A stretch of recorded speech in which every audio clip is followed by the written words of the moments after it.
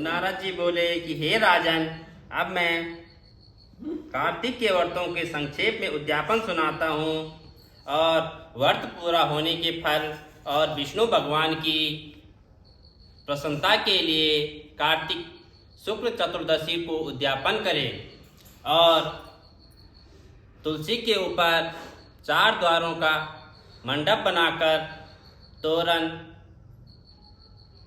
बंधनवार और बांधकर फूल और चमर के सजावे और चारों द्वारों पर मिट्टी के बने पुण्यशील सुशीलजय और विजय द्वारपालों का पूजन करें और तुलसी के पास 4 रंगों से सुशोभित सर्वोभद्र चक्र बनाए। इसके ऊपर 5 रत्न और नारियल रखकर एक सुंदर कलश स्थापित करें। फिर वहाँ शंख चक्रधारी और गदाधारी पीताम्बर से युक्त लक्ष्मी सहित विष्णु भगवान की स्थापना करके पूजन करें। व्रती पुरुष मंडल में इंद्रियों को पूजें और द्वादशियों को भगवान उठे और त्रयोदशी को देवताओं ने उनके दर्शन किए हैं और चतुर्दशी को पूजन करें। उसी दिन शांत और सावधानी से उपवास करें।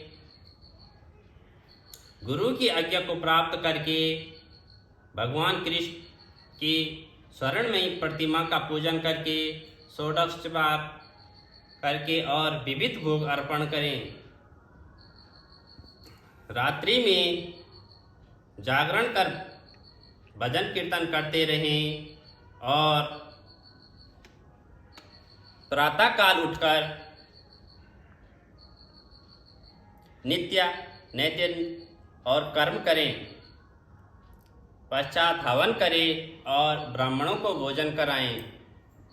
धन का लोभ छोड़कर यथाशक्ति दक्षिणा देवे और उपवास कर ऐसे वैकुंठ को पावे कि इस वैकुंठ चतुर्दशी को महात्मा को देवता और शेष जी 100 वर्ष में भी नहीं कह सकते हैं कि जो भगवान चक्रपाणी में के जागरण में भक्ति पूर्वक आंगन में और ज्ञान और नृत्य करते हैं और उनको सहस गौदानों के दान करने का फल मिलता है। इसी दिन विष्णु भगवान मत्स्य स्वरूप हुए थे अथा उनको प्रसन्न करने के लिए इस विधि में उन ब्राह्मणों को खीर आदि अन्न का भोजन करवाए तथा अतो देवता मंत्रों से तिल और खीर का हवन करें। तत्पश्चात यथाशक्ति दक्षिणा देवे और नमस्कार करें कि जिसके करने से ये अक्षय फल मिलता है। फिर विधि पूर्वक कपिला गौ का पूजन करें और उपदेश करने वाले गुरु को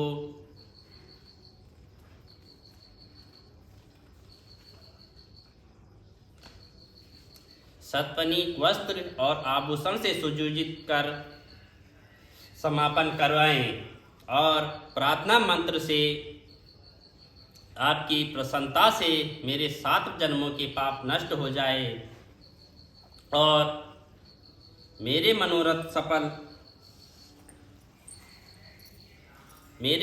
सफल हुए और मनोप्राण मुझे विष्णु लोक की प्राप्ति हो।